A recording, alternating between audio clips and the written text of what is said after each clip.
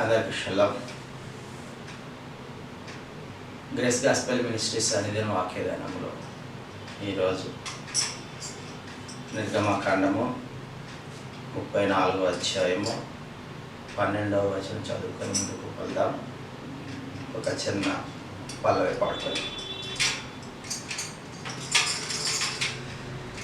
సియోను మార్గములో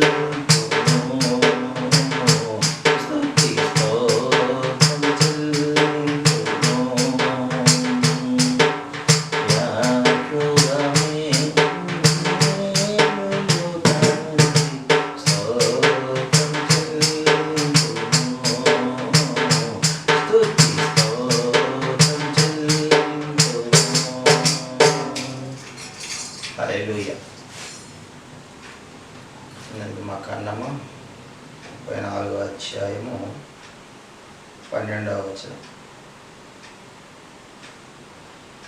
నీవు ఎక్కడికి వెళ్ళుచున్నావో ఆ దేశపు నివాసులతో నిబంధన చేసిన కొనకుండా జాగ్రత్త పడు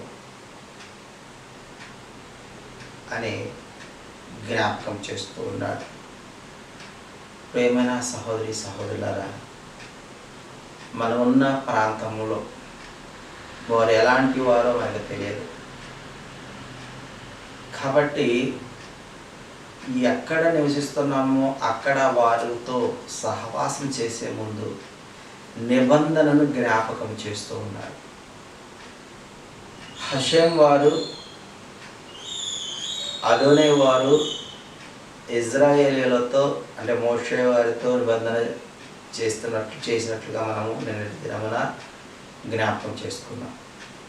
ఈ దినమున మనము ఇతరులతో నిబంధన చేసుకునేటప్పుడు జాగ్రత్తగా ఉండాలి అని హెచ్చరిస్తూ ఉన్నాడు. ఎందుకనంటే అక్కడున్న పరిస్థితులు ఏ విధంగా ఉన్నాయంటే ఇక్కడ రాసి పెట్టి ఉంచాడు.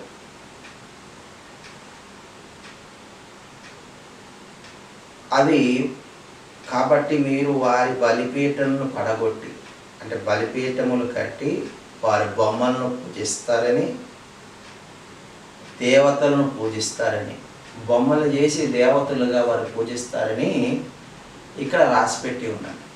కాబట్టి మొదటగా వారు చేయవలసిన పని ఏంటంటే ఆ దేశమునకు వెళ్ళి వారి దేవి దేవతల మరి బొమ్మలు ఏవైతే ఉన్నాయో, విగ్రహాలు ఏవైతే ఉన్నాయో వాటిని పడగొట్టాలని. కాబట్టి మీరు వారితో సహవాసం చేస్తే, వారితో స్నేహం చేస్తే ఈ పని మీరు చేయలేదు కాబట్టి మీరు వారితో నిబంధన నిబంధన చేస్తే నిబంధన మేరకూడదు కదా. కాబట్టి మీరు ముందుగా వారితో నిబంధన చేసుకోవద్దని హర్షం వారు జ్ఞాపకం చేస్తూ ఉన్నారు.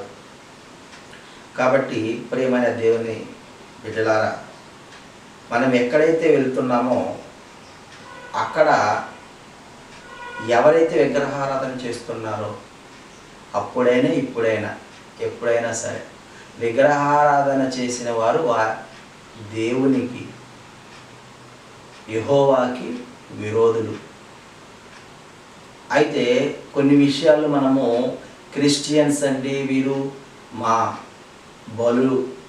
బలి నైవేద్యాలు వారు తీసుకోరు, తినరు అని వారు హెచ్చరిస్తూ ఉంటారు, తెలియజేస్తూ ఉంటారు.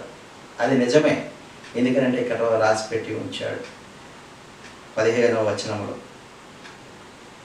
ఆ దేశపు నివాసులతో నిబంధన చేసుకోకుండా జాగ్రత్త పడము. వారు ఇతరుల దేవతలతో వ్యభిచరించి ఆ దేవతలకు బలి అర్పించుచున్నప్పుడు ఒకడు నిన్ను పిలిచిన ఎడల నీవు వాని బలిద్రవ్యములను తినకుండా చూచుకున్నవారు. వారు బలిద్రవ్యములను మనం తినకుండా చూసుకోవాలి, జాగ్రత్త పడాలి. ఎందుకు జాగ్రత్త పడాలి అనే విషయాన్ని 16వ వచనంలో రాస్తూ ఉన్నాడు. నీవు నీ కుమారుని కొరకు వారి కుమార్తెలను కొనకూడదు, ఎందుకంటే వారి కుమార్తెలు తమ దేవతలతో వ్యభిచరించెదరు. వ్యభిచరిస్తారని చెప్తూ ఉన్నాడు.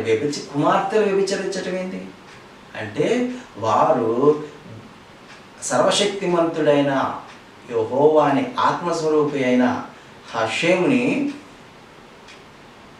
మరి పూజింపక, ఆయన మార్గంలో నిలవక, సృష్టి సంబంధమైన వాటిని, చేతితో చేసిన వాటిని వారు పూజిస్తూ ఉన్నారు. అది ఆత్మస్వరూపైన హషం వారికి ఏము, ఆత్మస్వరూపైన అదోనై వారికి ఏకరము. కాబట్టి అలాంటి వారితో నీవు నిబంధన చేసుకోనకూడదు. ఒకవేళ ఆ నిబంధన నీకు ఉరి కావచ్చు అని హెచ్చరిస్తూ ఉన్నాడు. కాబట్టి ప్రియ దేవుని సంగమా, మనము ఇతరుల బలిద్రవ్యమును మనం ఎందుకు తినకూడదంటే, వారు వ్యభిచరిస్తారు.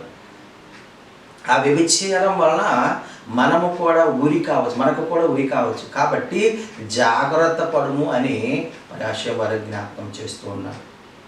కాబట్టి అట్టి విధముగా మనము మనల్ని జాగ్రత్త పరుచుకునేటట్లు హషేము వారు మనకు సహాయం చేయనుగాక. ఆమేన్.